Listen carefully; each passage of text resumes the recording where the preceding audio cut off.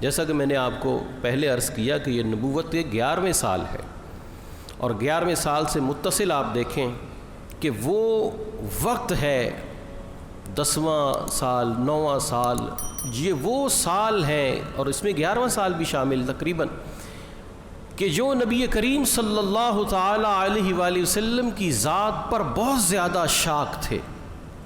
بہت تکلیف کا باعث تھے کہ قریش مکہ نے آپ کے خاندان کا بائیکاٹ کر دیا اور شیب ابی طالب میں محصور کر دیا گیا، اور کسی کو اجازت نہیں تھی کہ وہ خاندان نبوت تک کچھ کھانے پینے کی چیزوں کو ہی پہنچا دے۔ جانوروں کا جو چمڑا ہے، لیدر ہے، اس کو گرم کر کے، اس کو بوائل کر کے لوگوں نے اپنا پیٹ پالا، کھانے کو کچھ میسر نہیں۔ اس تکلیف دہ حالت میں نبی کریم رؤوف الرحیم صلی اللہ تعالی علیہ وآلہ وسلم نے اپنی تبلیغ رسالت کے مشن کو جاری رکھا، اور پھر حضور علیہ السلام کے پیارے چچا حضرت ابو طالب کا بھی انتقال ہو گیا، اور وہ ذات کہ جس ذات نے نبی کریم رؤوف الرحیم صلی اللہ تعالی علیہ وآلہ وسلم کی ہر موقع پر داد رسی فرمائی، جنہوں نے اپنے مال کا منہ حضور علیہ السلام کے حکم اور اشارے کے آگے کھول دیا، ام المؤمنین حضرت خدیجۃ الکبریٰ رضی اللہ تعالی عنہا، آپ بھی اس دنیا سے چلی گئی۔ تو نبی کریم رؤوف الرحیم صلی اللہ علیہ وسلم کی ذات بالا صفات پر یہ سال بڑا کٹھن تھا، آپ بہت غم میں تھے، اور یہی وجہ ہے کہ جس سال یہ واقعات پیش آئے کہ ان دونوں ہستیوں کا اس دنیا سے جانا ہوا، تو اس کو عام الحزن کہا گیا۔ کیا کہا گیا؟ عام الحزن، یعنی غم کا سال، کہ اس میں غم ہی غم نازل ہوئے، اور اللہ تبارک و تعالی نے اپنے پیارے حبیب صلی اللہ تعالی علیہ وآلہ وسلم کو کیا ہی پیارے انداز سے تلقین صبر ارشاد فرمائی، اور فرمایا وَاصْبِرْ لِحُکْمِ رَبِّكَ، اے پیارے حبیب اپنے آپ کو اللہ کے حکم کے ساتھ بس چمٹائے رکھیے، فَإِنَّكَ بِأَعْيُنِنَا، آپ تو ہمارے سامنے، ہماری آنکھوں کے سامنے ہیں، یعنی یہ جتنے بھی مصائب ہیں آپ ان سے پریشان نہ ہوئیے، آپ ان سے دل گرفتہ نہ ہوں، آپ ہماری نظروں کے سامنے ہیں، آپ ہماری آنکھوں کے سامنے ہیں۔ تو جب کوئی محبوب اپنے محب کو اس طرح سے تسلی دے دے کہ تم پر جو کچھ بھی ہو رہا ہے اس کی پرواہ نہ کرو، تمہارا مقصد میری نگاہوں میں رہنا ہے، سو میری نگاہوں میں تم ہو، تو پھر محب پر کوئی بھی مصیبت پریشانی کا باعث نہیں بنتی۔ اور جہاں ذات محبوب خدا کی ہو اور محب اللہ کی ذات ہو، اور وہ اپنے پیارے حبیب کو فرما دے کہ اے پیارے حبیب، کفار کے ظلم و ستم پر آپ تنگ دل نہ ہوں، آپ دل گرفتہ نہ ہوں، آپ ہماری نظروں میں ہیں، تو نبی کریم علیہ السلام کا کیا عظیم مرتبہ اور کیا مقام ہے کہ اللہ تبارک و تعالی اس طرح سے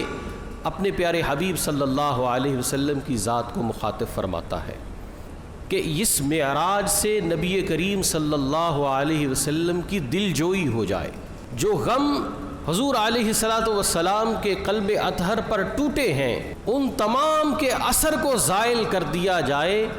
اللہ تبارک و تعالی نے اس غم کے اثر کو زائل کرنے کے لیے اپنے پیارے حبیب صلی اللہ علیہ وسلم کو معراج کرائی۔ تو یہ بات ضرور ذہن میں رکھیے گا کہ جب حضور علیہ السلام نے معراج کے سفر کے بعد اپنا سفر نامہ کفار کو بیان کیا تو کفار نے اس کا انکار کر دیا۔ کفار نے کیا کیا؟ انکار کر دیا۔ اب اگر معراج جسمانی نہ ہوتی، صرف خواب ہوتی، تو کفار انکار کیوں کرتے؟ کفار انکار کیوں کرتے؟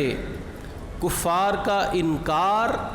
معراج جسمانی کی سب سے بڑی دلیل ہے،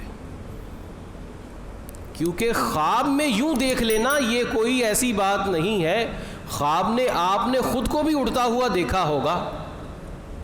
خواب میں آپ نے کیسی کیسی انہونیاں سب نے دیکھی ہوں گی کہ میں فلاں جگہ پہنچ گیا ہوں، فلاں جگہ پہنچ گیا ہوں۔ تو جو امریکہ کے خواب دیکھتا ہے، دن رات امریکہ کا سوچتا ہے، وہ خواب میں امریکہ پہنچا ہوا ہوتا ہے۔ جو مدینہ کا سوچتا ہے وہ خواب میں مدینہ شریف پہنچا ہوا ہوتا ہے، اور وہ اٹھ کر کہے کہ رات کو میں ایک لمحے کے لیے بس مدینہ شریف میں تھا، میں نے وہاں پر نمازیں پڑھی، تو ہم کہیں گے ماشاءاللہ سبحان اللہ۔ جو اس کا بالکل منکر بھی ہوگا وہ بھی کہے گا کہ ہاں ہو سکتا ہے،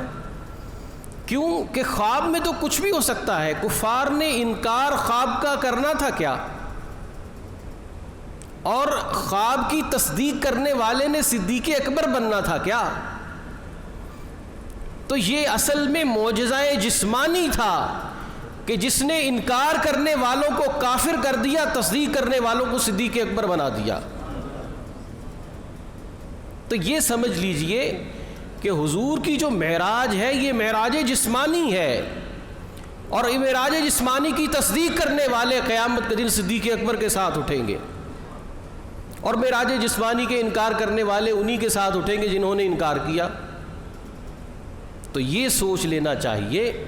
کہ ہم نے نبی کریم علیہ السلام کی معراج کی تصدیق کر کے ابو بکر صدیق رضی اللہ تعالیٰ عنہ کے ساتھ اٹھنا ہے،